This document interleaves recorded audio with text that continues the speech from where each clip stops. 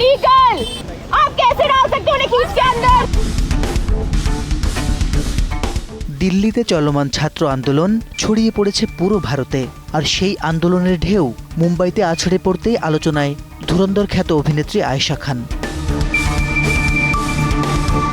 দিল্লিতে ছাত্রদের উপর পুলিশের আক্রমণের প্রতিবাদে মঙ্গলবার সরব হয় মুম্বাইবাসী। এদিন ছাত্র বিক্ষোভে সমর্থন জানাতে গিয়ে পুলিশের হাতে আটক হন আয়েশা খান। সামাজিক যোগাযোগ মাধ্যমে এমন দাবিই করেছেন তিনি। এই সংক্রান্ত কিছু ভিডিও সামনে এসেছে। শুধু তাই নয়, পুলিশের ভ্যানের ভেতর থেকে ভিডিও প্রকাশ করে পুরো ঘটনার বর্ণনা দিয়েছেন এই অভিনেত্রী। পরে অবশ্য ছাড়া পান তিনি।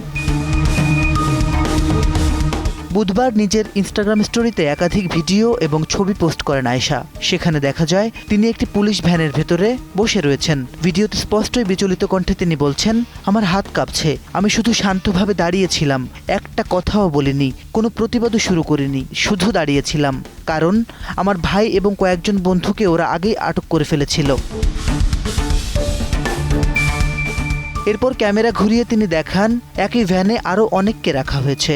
আয়েশার অভিযোগ, কেন আটক করা হয়েছে এ বিষয়ে কোনো ব্যাখ্যা দিচ্ছিল না তারা।